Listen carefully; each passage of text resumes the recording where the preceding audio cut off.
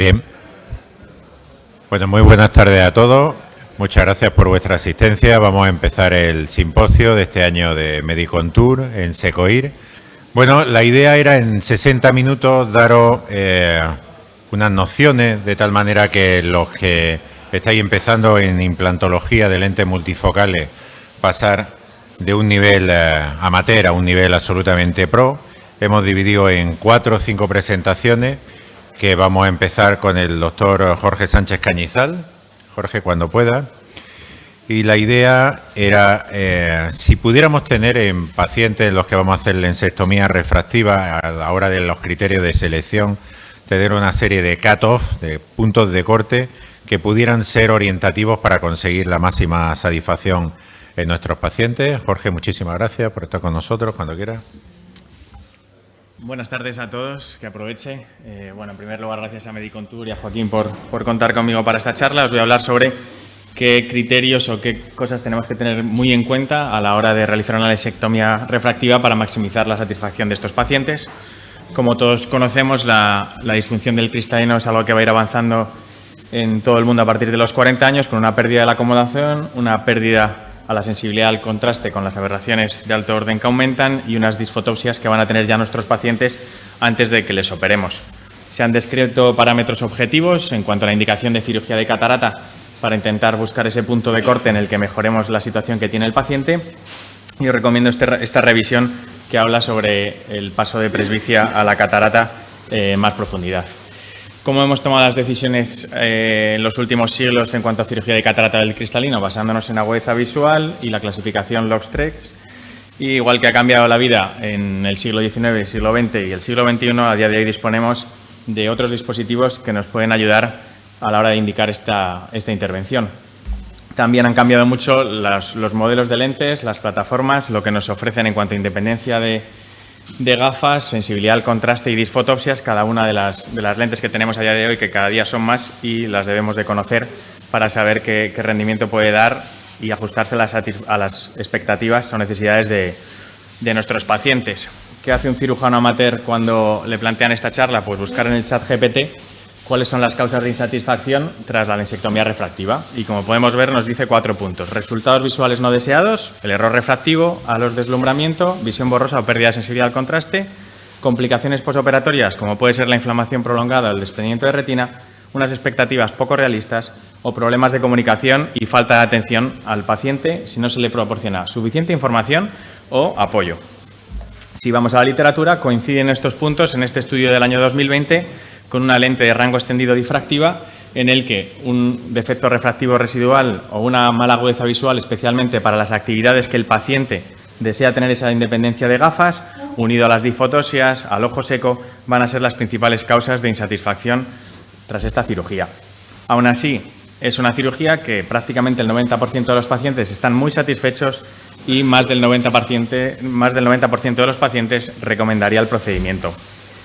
En cuanto al defecto refractivo residual, ¿cómo lo podemos mejorar? Optimizando la constante de la lente, evitando así los errores sistemáticos, utilizando las fórmulas biométricas que a día de hoy sabemos que nos dan los mejores resultados en el cálculo. Tenemos desde hace unos meses, además ahora gracias a la SCRS, todas estas fórmulas en un calculador muy rápido y que nos hace una comparativa muy visual, aunque para las plataformas tóricas habrá que ir a los calculadores de cada uno de ellos, de los autores.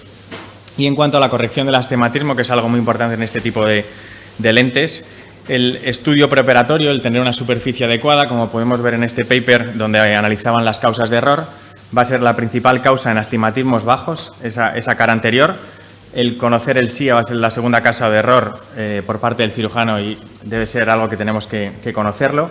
Y además una buena experiencia con este tipo de lentes, con las lentes tóricas, ya que el alineamiento a medida que aumenta la magnitud del astigmatismo va a ser la principal causa de error refractivo. También poder predecir que vamos a obtener un mejor resultado en los astigmatismos a favor de la regla y que la indicación va a ser más habitual en la lente tórica con las lentes trifocales que con otro tipo de lentes.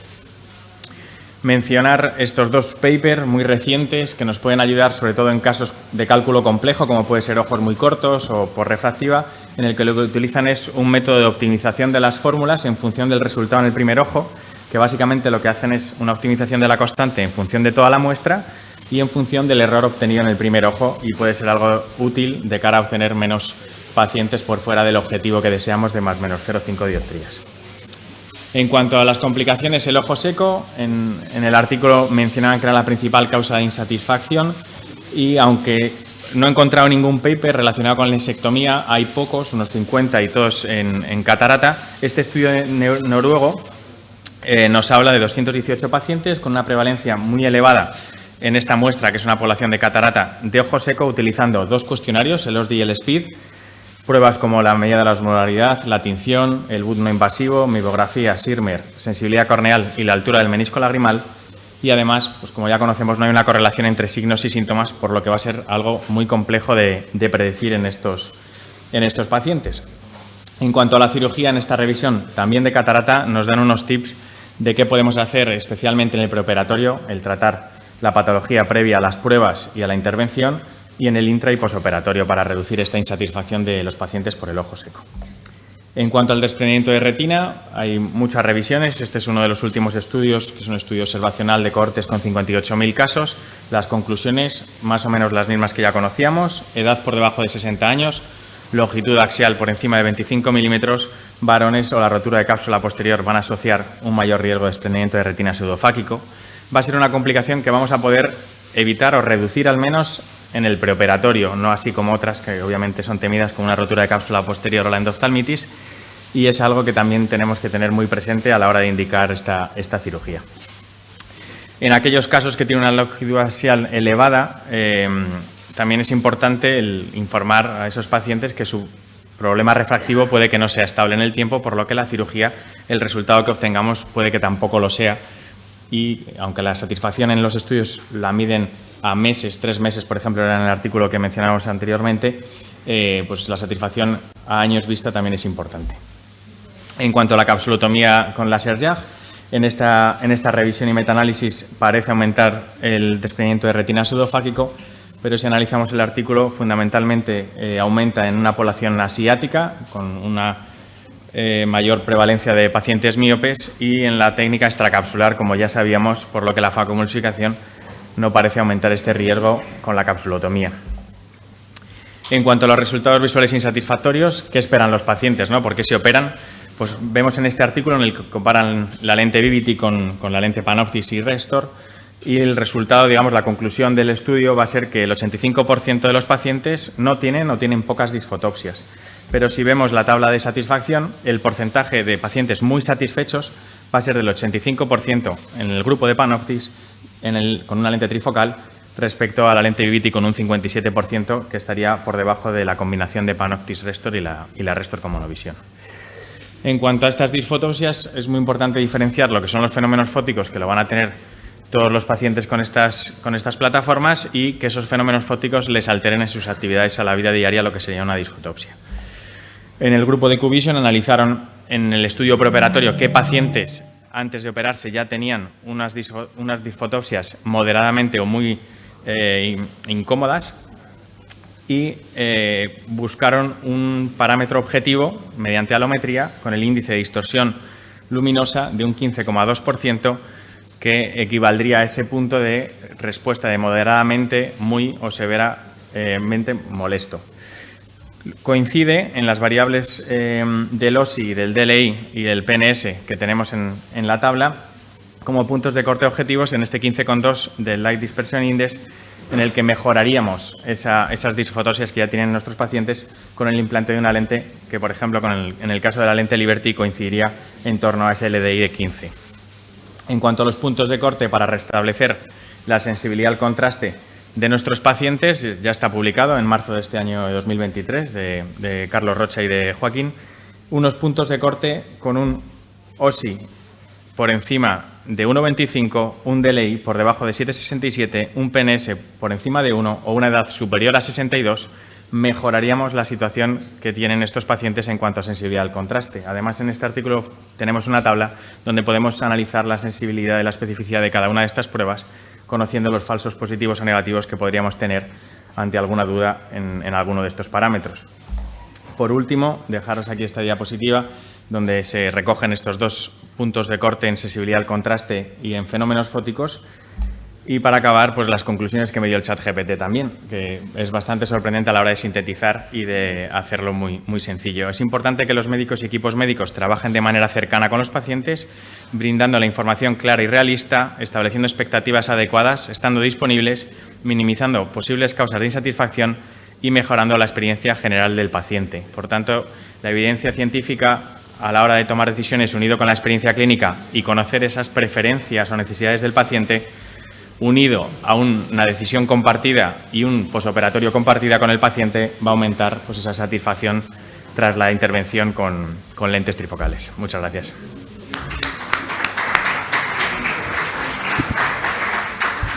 Muy bien, muchísimas gracias. Jorge, si te parece, dejamos el turno de debate para el final. Y ahora, Antonio Cano, la idea era que nos transmitiera, cuando estamos implantando lentes trifocales, probablemente el máximo temor que tenemos es generar demasiados fenómenos fóticos a nuestros pacientes que puedan molestarles en forma de difotopsia.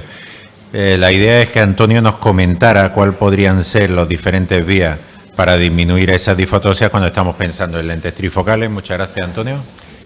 Si hablamos de lentes trifocales, evidentemente tenemos que hablar de difotopsias y así nos lo recuerda el grupo de Filomena Rivero hablando de esas difotopsias a modo de halo, a modo de glero o Starbucks.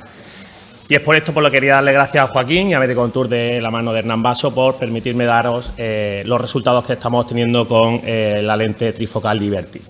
En los últimos 10 años implantando lentes de alta tecnología, al final mis sensaciones eran que las lentes trifocales o bifocales, es decir, las lentes difractivas en general inducían efectos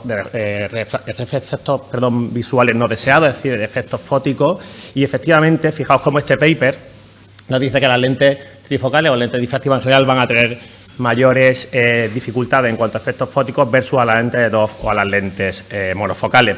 Desde el punto de vista de cómo funciona la lente Liberty en su versión 1.0, fijaos la parte de arriba que tiene 2 puntos muy condensados en la parte cercana y la distancia lejana. Quizá la distancia intermedia, ahí teníamos poca confluencia de los rayos de luz y abajo tenéis cómo estaría viendo un paciente desde el punto de vista teórico. Como curiosidad o como a mí algo que me parece muy interesante es el bajo número de anillos que tiene esta lente. Esto nos llevó a realizar un estudio en el que tenéis en la parte superior, en el cual podíamos validar el rendimiento visual de los pacientes, tanto en la distancia lejana, intermedia y cerca, así como la satisfacción o los fenómenos fóticos que estos pacientes referían. Actualmente estamos con un segundo estudio, ahora ya con su versión 2.0. De momento es un estudio que está sin acabar. Os traigo los primeros 18 ojos de los primeros 9 pacientes, aunque es un estudio prospectivo que tiene pendiente reclutar 60 ojos de 30 pacientes. En la parte inferior ahora vemos cómo ha cambiado un poco esa imagen en el punto central. Realmente ahora veréis en nuestros resultados cómo la distancia intermedia quizás de la versión 1.0 se nos quedaba un poquito corta y esta versión 2.0 parecía que podría venir a mejorar esas distancias intermedias de la primera versión. Y aquí un poco qué sensaciones tendrían desde el punto de vista teórico los pacientes en cuanto a eso, a los deslumbramientos, etcétera. Y vamos a empezar ya a analizar poco a poco los resultados que hemos obtenido, tanto con la versión 1.0 de la lente Liberty como de la versión 2.0.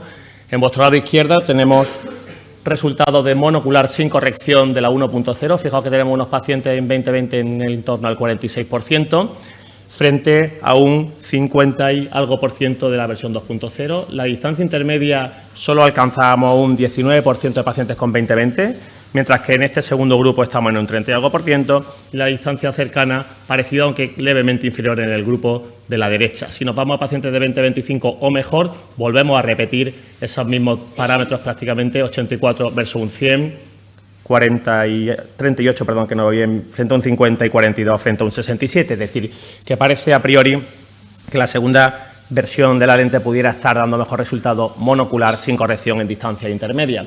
Si ahora analizamos de forma binocular y sin corrección, obtenemos resultados parecidos. 84% de los pacientes de la primera versión estaban en 20-20 mejor, versus al 100% de pacientes en distancia lejana, un 30 versus un 67 y un 30% en cercana frente a un 33. Pero evidentemente esto es sin corrección, pudiéramos achacar estos resultados quizá a algunos sesgos, quizá a, no sé, si la constante la tendríamos menos estandarizada. ¿Qué ocurre si refraccionamos los pacientes, los dejamos hemétrope? Ahora no podemos echarle la culpa a que algún paciente haya por ahí en este grupo de pacientes que no esté hemétrope. Y si monocularmente corregíamos a los pacientes, volvemos a repetir prácticamente lo mismo. 80% de los pacientes tenían 20-20 o mejor en la primera serie, versus un 94%. Fijaos la distancia intermedia 23 frente a un 28 y la distancia cercana que viene en gris, igual en 20-25, 20-32, 20-40 o mejor. Aquí, de forma binocular, grupo 1 frente a grupo 2. Y realmente, si superponemos las dos curvas de desenfoque de estos pacientes, fijaos que tenemos una subida muy parecida, quizá en el grupo verde, el de la segunda versión, un pelín más en distancias lejanas, la distancia intermedia claramente superior y mantenemos las mismas agudezas visuales cercanas. Y si le preguntamos a los pacientes si ven o no halo, como ya nos decía el grupo de Filomena, como ya venimos viendo durante muchísimos años con la implante de lentes difractivas, la gran mayoría de los pacientes presentan esos fenómenos. Si les preguntamos, fijaos que la parte izquierda nos dice si nunca, a veces o siempre o casi siempre, fijaos que un porcentaje alto, 40 y pico %, te dice que a menudo o siempre presenta esos fenómenos. Pero es cierto que cuando se le pregunta acerca de cuánto le influyen, cuánto le molestan, la gran mayoría de los pacientes te dicen sí, lo tengo, pero no me importa, hago vida normal, estoy contento y no es un problema para mí. En la imagen inferior tenemos las mismas cuestiones de la segunda serie de pacientes con la versión 2.0 y volvemos a lo mismo. A los pacientes a menudo le ocurre, pero nunca o prácticamente nunca, 70 y mucho % de los pacientes les importa.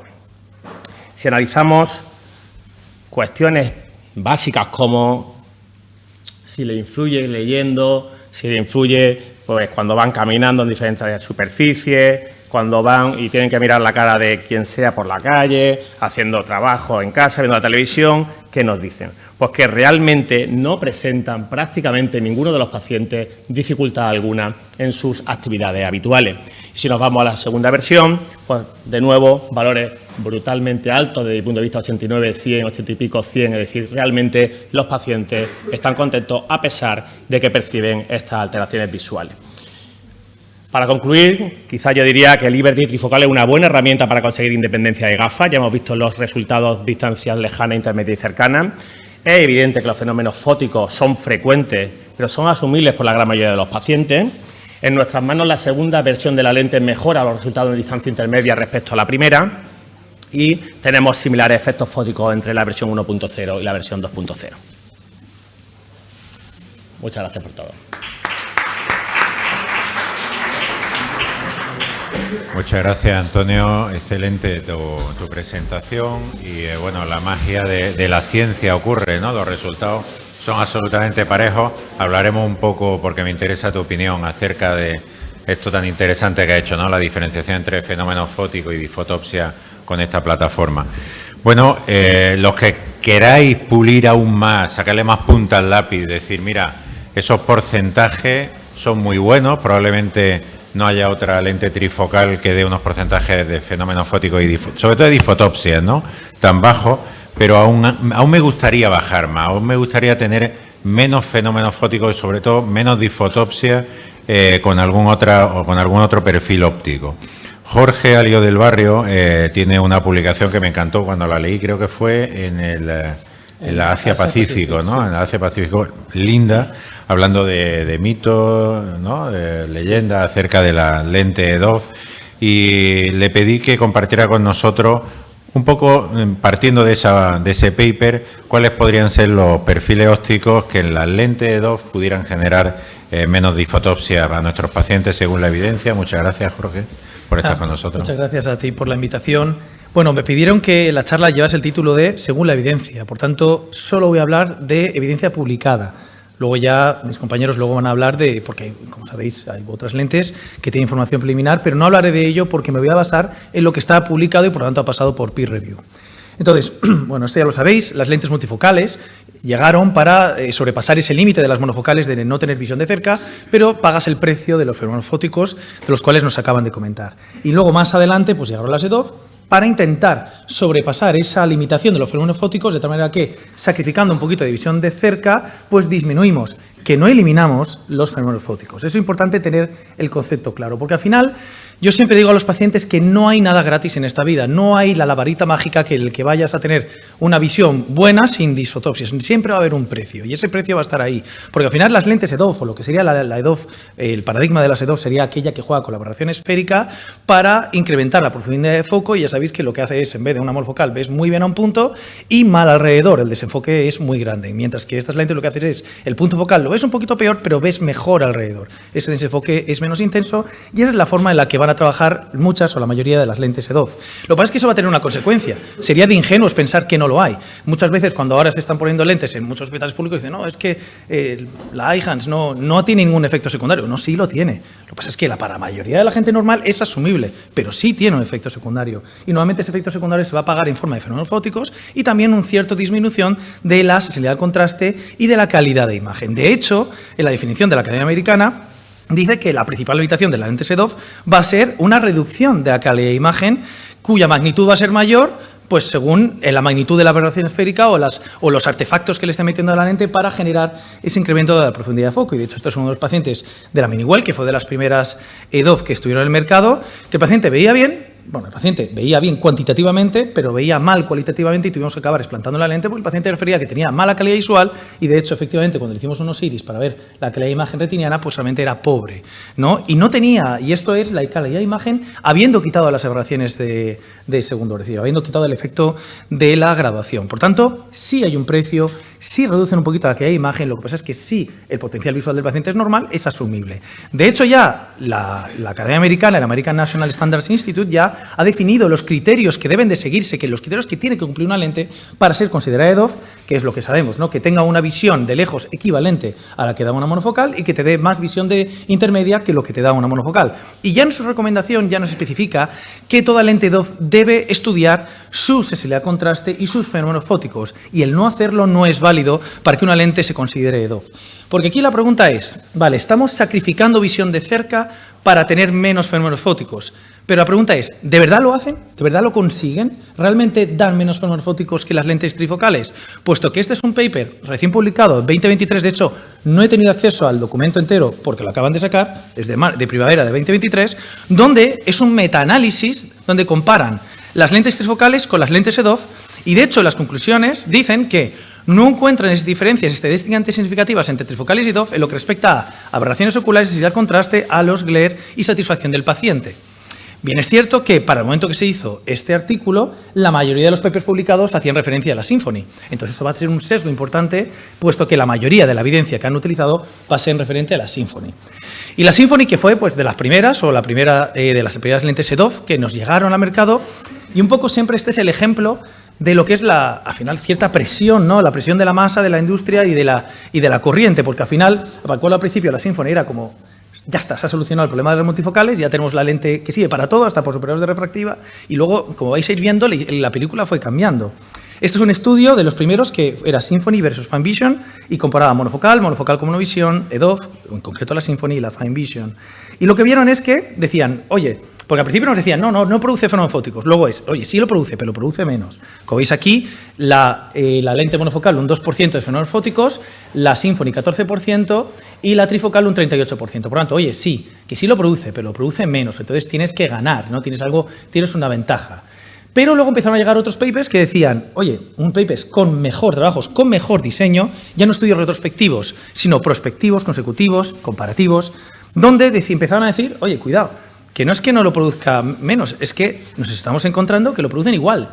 De hecho, aquí, en Symfony versus Fine Vision, no encontraron diferencias estadísticamente significativas en la cantidad de isotopsias entre la Fine Vision y la Symfony.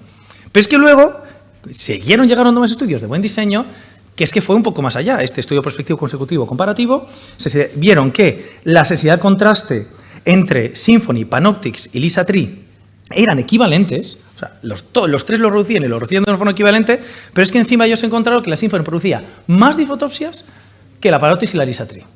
¿Vale? O sea que pasamos de la película de no lo producen a lo producen menos, a lo producen igual, a parece que incluso a veces lo producen más. Es verdad que cuando ya nos vamos a los estudios de mejor diseño, este es un ensayo clínico controlado, prospectivo, es decir, un clinical trial como tal, aquí sí que dice que fijaos, Lisa Tree versus Symfony, de halos limitantes, la Lisa Tree 39%, Symfony 21%, pero diferencias estadísticamente no significativas. Es decir, que parece que lo produce un poco menos, pero la magnitud, pero lo que te estás ahorrando no es de la suficiente magnitud como para dar diferencias estadísticamente significativas. Y de hecho este es otro metaanálisis de Symfony versus trifocal, en el que también aglutinó 9 ensayos clínicos que en total eran 1.336 ojos, y la conclusión fue que sí, que las EDOF reducen señal de contraste y producen más halos que la monofocal, y que comparado con trifocal, diferencias, de nuevo, estadísticamente no significativas. O sea, que resultados, aquí sí que encontraban una pequeña diferencia en señal de contraste con respecto al trifocal, pero de nuevo no encontraba diferencias significativas en la cantidad de reflejos y fenómenos fóticos. Por tanto, y es que aquí el problema viene, esta es la mentira que yo siempre digo, porque ¿de verdad la Symfony es una lente de EDOF? No, es que no es una lente de EDOF. Simplemente le pusieron un poquito de aberración esférica para decir que tiene un mecanismo de EDOF, pero su principal mecanismo de acción es igual que una difractiva. Es decir, lo que hicieron es bajar la altura de los steps para que al dar menos potencia pues tuviese menos superposición de imágenes y menos reflejos. Pero realmente estas lentes son difractivas y no se deben de considerar EDOF, puesto que no están utilizando como principal mecanismo de acción lo que debe ser un EDOF. Por tanto, solo una lente EDOF debiera considerarse como tal si no está usando una óptica refractiva ni difractiva para hacer su monofocalidad. Y lo que os decía, al final este paper que no encontraba diferencias, pues probablemente esté sesgado por el hecho de que la mayoría de estudios que incluyó son de la Symfony. Porque claro, ¿son estos resultados que acabamos de ver extrapolables al resto de las EDOF?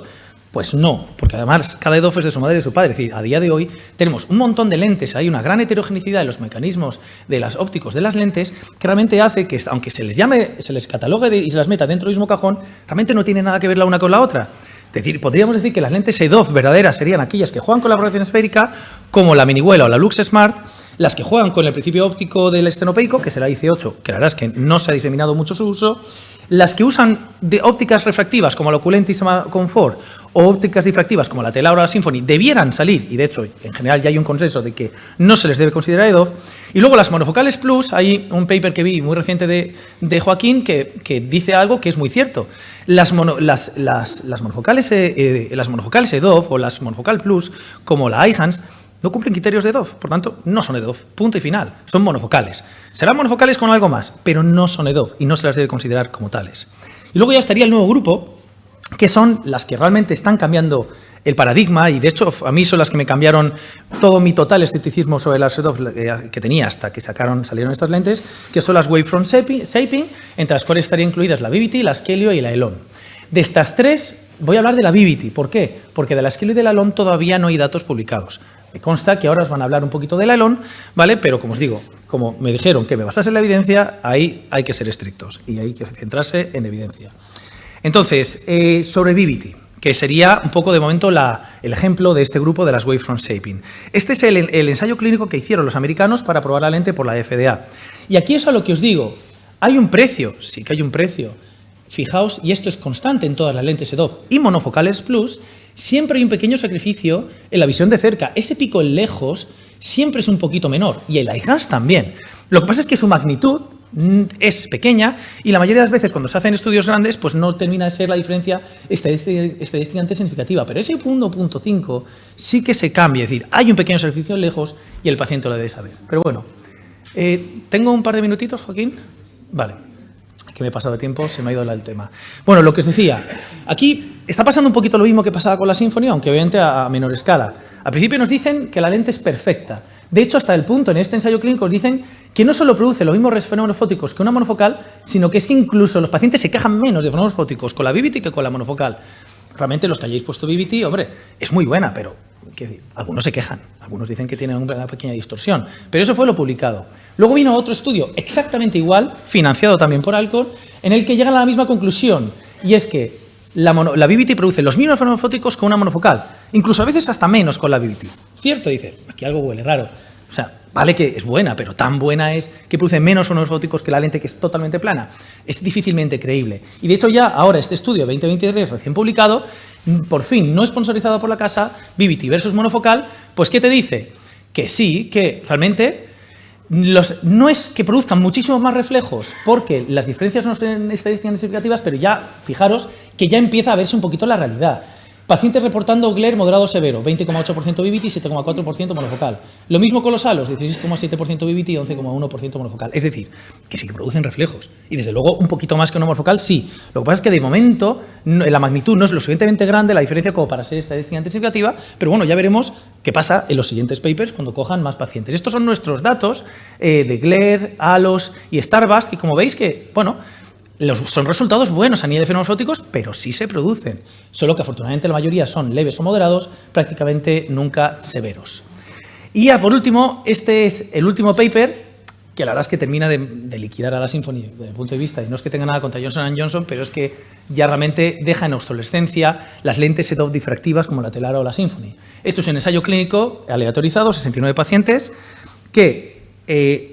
pacientes que no se quejan de glare, 60% Symphony, 88% BBT. Pacientes que no se quejan de starburst, 66% Symphony, 88% BBT. Y pacientes que reportan fenómenos fóticos severos, 34% Symphony, 9% BBT.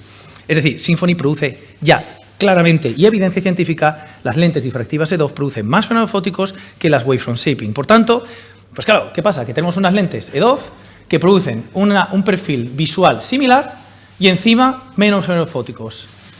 Pues, qué modo, para las lentes EDOF difractivas, que realmente, pues, ahí ya se acabó su camino de punto de vista. Ahora, eso sí, ¿cuál es el perfil real de los fenómenos fóticos producidos por el wavefront shaping? Creo que todavía necesitamos más evidencia. La mayoría de evidencia que tenemos a día de hoy es sponsorizada y necesitamos más ensayos clínicos que nos den la realidad, igual que ha pasado con otro tipo de lentes. Muchas gracias.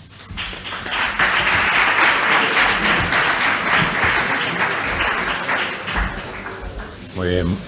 Muchas gracias, Jorge, por tu brillante presentación. Realmente, como conclusión, sería una gran diferencia, ¿no? El hecho del rendimiento visual, probablemente la curva de desenfoque, la EDOF tienen el mismo comportamiento que lo que pide la ANSI, pero sí que hay una gran diferencia en la producción de fenómenos fóticos y, sobre todo, en la inducción de disfotopsias, de molestia por parte de los pacientes. Si os parece, os quería comentar los resultados preliminares que hemos tenido con la lente Elon, que es la lente EDOF refractiva, basada en aberración esférica, más que en aberración esférica, en control del frente de onda. Obviamente somos consultores de Medicontour y puede generar conflictos de interés. La tecnología la he venido ya un poco a explicar a Jorge. Lentes EDOF son las que cumplen un comportamiento de rendimiento visual pedido por la ANSI, que es que al menos en 66 centímetros lleguen a ese 0.2 logmar, que al menos lleguen a ese punto. Tenemos diferentes opciones ópticas, la de abertura, la IC8, que ha sido comprada por una casa comercial recientemente, podréis tenerla de nuevo en España. Las difractivas que ha comentado Jorge, aunque el rendimiento visual es de comportamiento EDOF claramente en evidencia, generan mucha más disfotopsia, o sea, molestia por parte de los pacientes de esos fenómenos fóticos. Eso ya es un hecho, ya no cabe duda. Y luego estas otras refractivas que hemos estado hablando, que se basan en afedicidad, en sectores y en control del frente de onda.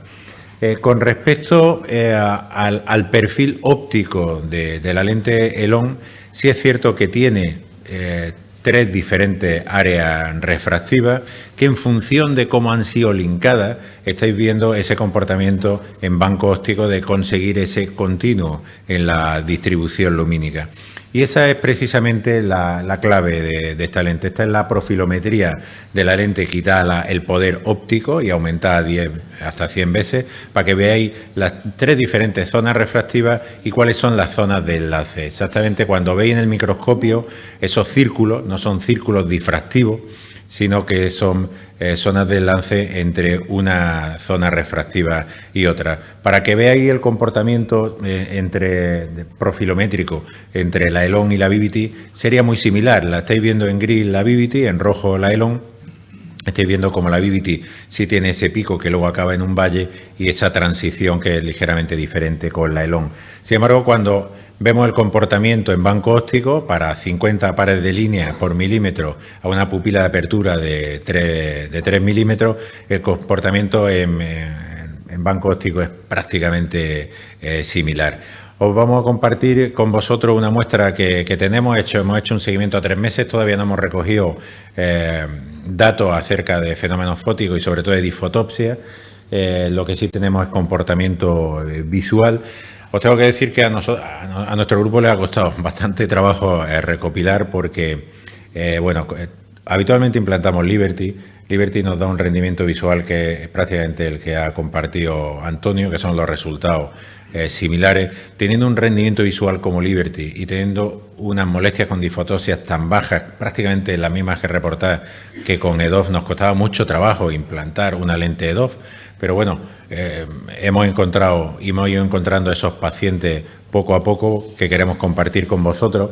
Fijaros, nosotros elegíamos el primer residual miópico, o sea, dentro del cálculo biométrico nos tirábamos siempre a la más negativa, no a la más entropizante, y va a tener repercusiones, como estáis viendo, en los resultados visuales que son monoculares. Fijaros, todos estos son monoculares.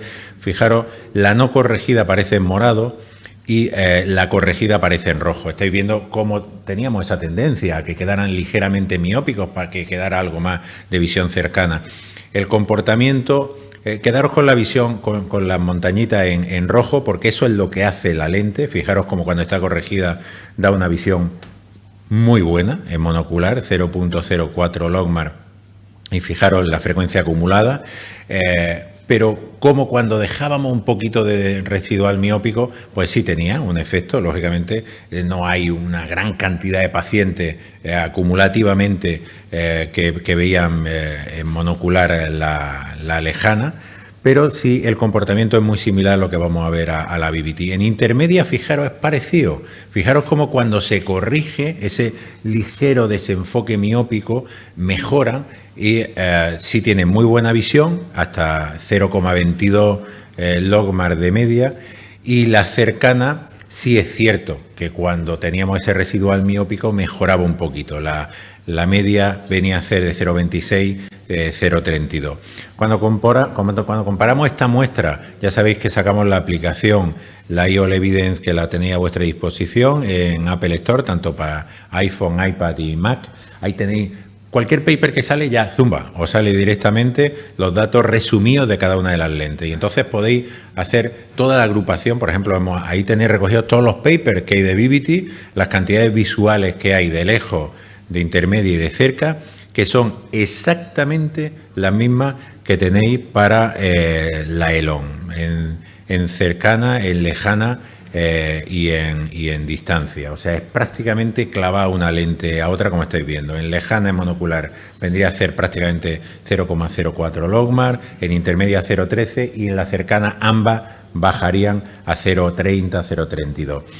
Cuando vamos a un procedimiento binocular, fijaros cómo se gana una línea, cuando están ambos ojos corregidos, y con esa misma sensación que os digo, si nos vamos directamente a dejar el primer residual miópico, fijaros cómo penaliza en lejos un poquito, ¿vale? Fijaros cómo el porcentaje acumulativo, hay este pequeño gap, en intermedia también hay ese gap, pero sin embargo mejoran en cercana, aunque bueno, fijaros cómo en media sí que tiene un comportamiento de una mejora en una línea, pero si tendéis a dejar ese residual miópico, va a penalizar el lejano, como estáis viendo, en ese porcentaje de pacientes, también quizás la intermedia, pero sí que vaya a tener visión, mayor visión cercana en cuestión porcentual, o sea que pensadlo para vuestros pacientes si vais a tener esa tendencia.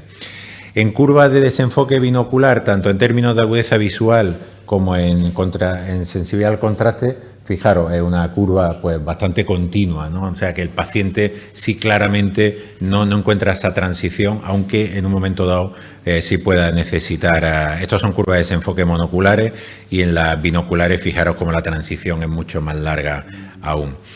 Sí os puedo decir los resultados preliminares que nos estamos encontrando. Fijaros, medimos el área bajo la curva, de toda la curva de desenfoque. Eso nos da cuánto ve el paciente de bien con una base de 0,3 logmar, que sería 0,5 decimal. Y lo hemos comparado a ver a cuántos tamaños pupilares, a ver si era dependiente de la pupila este perfil óptico, que no se ha visto en ningún, al menos yo no le he leído ningún paper con respecto a Vivity. Jorge, no sé si hay algún paper que hayas visto con respecto a diámetro pupilar. Ahora lo podemos hablar. Yo creo que no está reportado en literatura científica.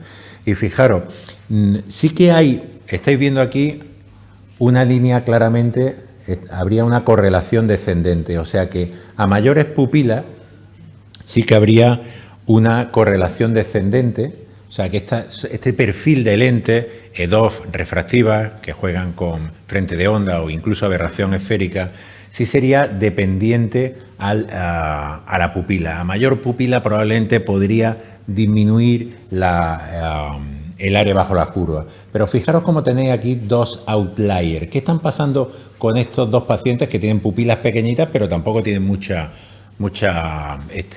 área bajo la curva? ¿Qué creéis que puede estar pasando con esos dos pacientes? Son pupilas pequeñas y en teoría, si esto fuera verdad, que hay esta correlación acá, tendrían que estar aquí arriba. Pues fijaros, los vimos, nos fuimos a esos dos pacientes y esos dos pacientes en concreto tenían un ligero descentramiento, ¿vale?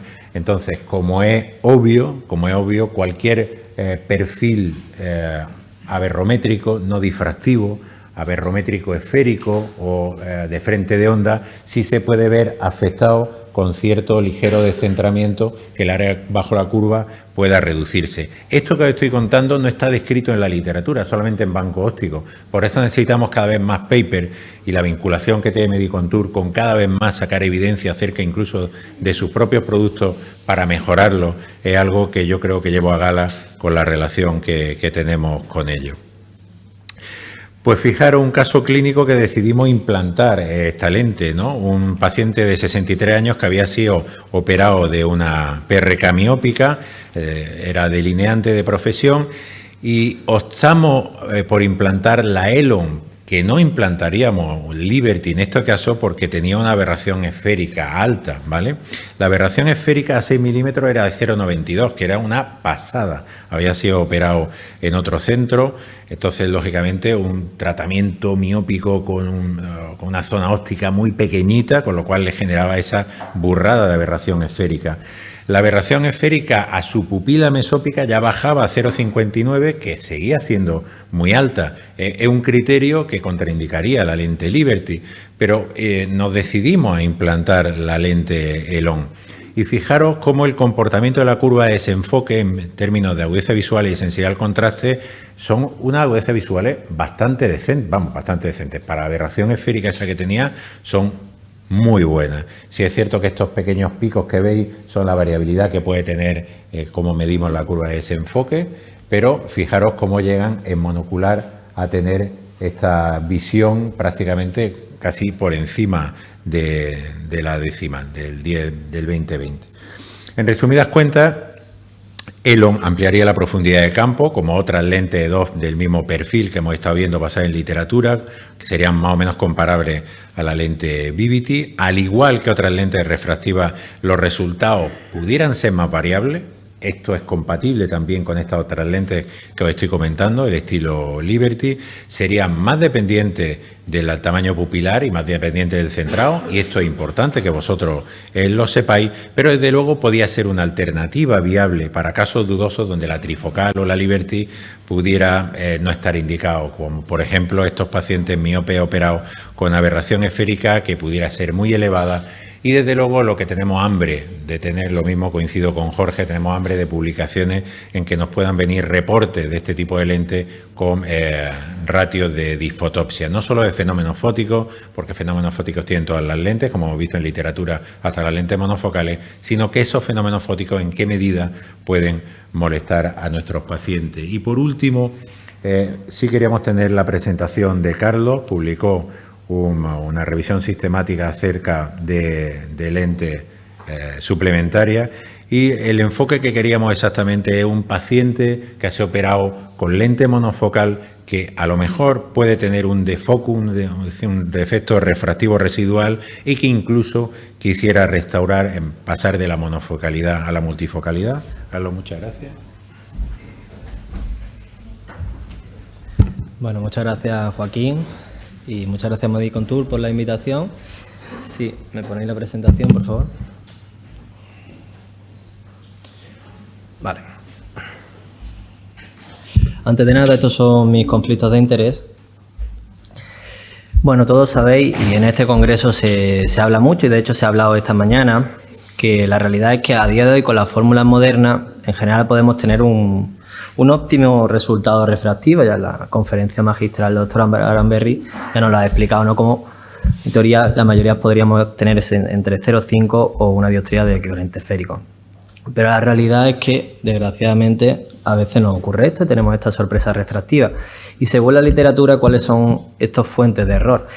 Bueno, tenemos errores de la medición, sobre todo a nivel corneal, errores en el eye-scan, ¿vale? Sobre todo en ojo muy largo, también en ojos muy cortos, sitios donde todavía se usa la biometría ultrasónica, y esto es una realidad, el propio error humano. Nos equivocamos de lente, nos equivocamos al pasar los datos o que la lente pues venga mal. Y esto, en la realidad, yo creo que al que le ha ocurrido pues lo sabe, el paciente está muy insatisfecho y nosotros como médicos también estamos muy insatisfechos. Y dentro de una de las insatisfacciones que nos pueden provocar es el no corregir el astigmatismo. También se habla cada vez más, veis los puntos de corte en el LOCMAR, como pues a mayor astigmatismo cae mucho la agudeza visual. Y sabemos que existen diferentes maneras de combatir estos defectos residuales. Os dejo un par de artículos muy interesantes, 2 reviews acerca de las maneras que hay. Y dentro de las maneras que hay, todos sabéis que está el explante de la lente con las complicaciones que pueda tener, sobre todo roturas capsulares, o tener una corrección con láser. Sabemos que no todos los sitios tienen láser y no todas las córneas son susceptibles de operarse con láser. Así que os quiero traer otra manera. Os recomiendo también esta revisión narrativa acerca de estas lentes suplementarias para corregir, por un lado, los defectos refractivos y por otro lado la presbicia, la mala visión de cerca.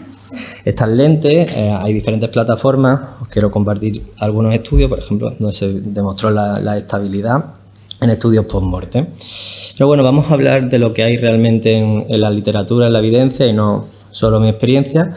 Y os quiero contar las 2 publicaciones que tenemos. Este salió hace un par de semanas con respecto a este tipo de tecnologías para corregir los defectos esféricos y sobre todo los defectos astigmáticos. Pues bueno, estos son los artículos incluidos. Si os fijáis, una variedad de lentes, hay algunas que ya son obsoletas, sobre todo lentes de 3 piezas. Interesante cuando los autores deciden corregir estos defectos residuales con esta tecnología. Hay una variabilidad, pero es lógico que se haga no en el mismo acto, sino a posteriori. Luego esto lo veremos con la otro tipo, en el otro estudio. Pero esto sí que es lo interesante. La mayoría de los estudios demuestran que hay una buena agudeza visual sin corregir y con mejor corrección después de implantar esta tecnología. Y esto sí que yo considero que es muy importante. Si os fijáis, más del 50% de los autores describen que sus pacientes quedan en más o menos 0,5 de residual astigmático. Y es importante aquí destacar que en estos estudios también se incluyeron córneas irregulares.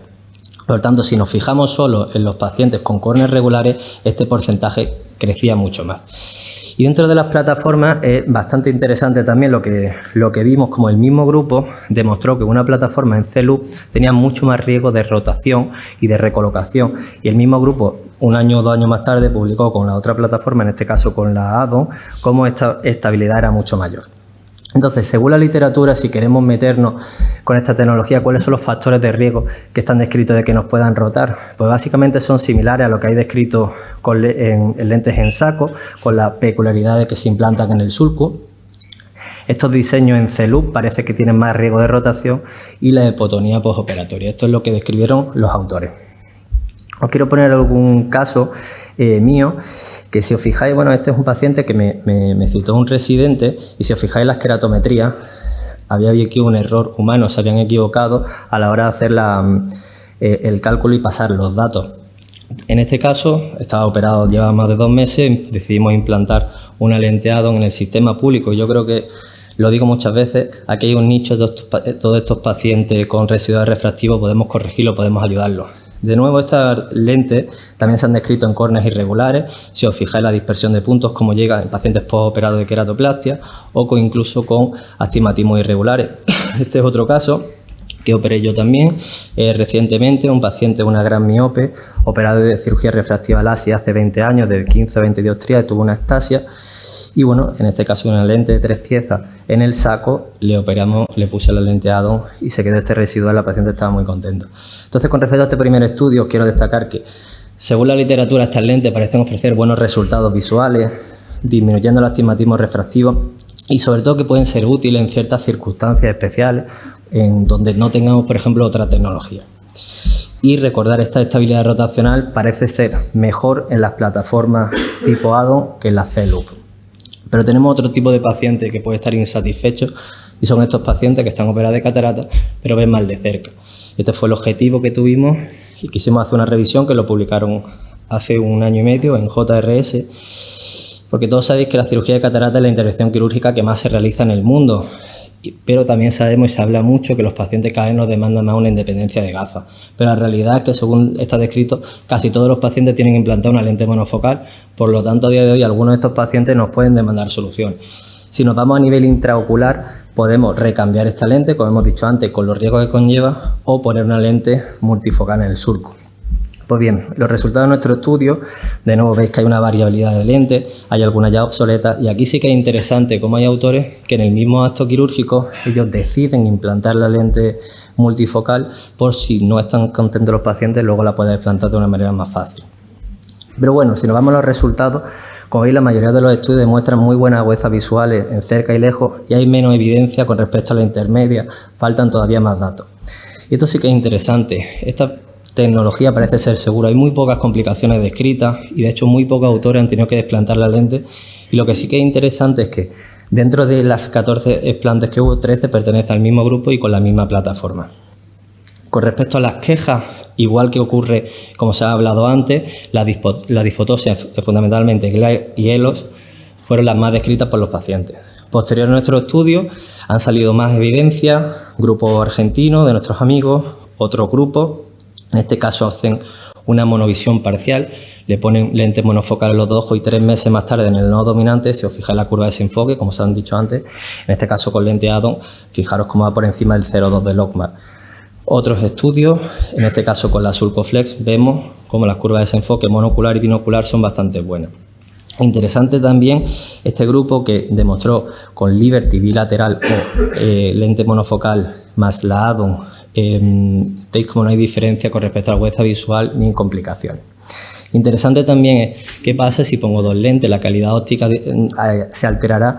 Esto lo describió el grupo de Gerard Haufar, donde vio que no había diferencia en curvas de MTF ni en lentes Sulcoflex, en este último reciente que salió realmente hace 3 días, con la lente Add-on, una pequeña variabilidad en cerca y lejos, pero sin significancia. Entonces, ya para terminar, con respecto a las lentes multifocales en el sulcus, parecen ofrecer buenos resultados lejos y cerca, con alta satisfacción de los pacientes, con pocas complicaciones, pero todavía, como se ha hablado antes, Jorge, se necesitan más ensayos clínicos que demuestren estas tendencias. Muchas gracias.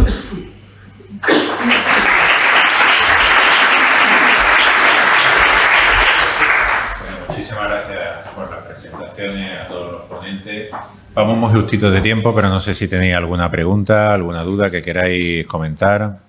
Esperemos que el año que viene podamos complementar con más noticias interesantes. Muchísimas gracias a Medicontour por su confianza y por el apoyo a la investigación.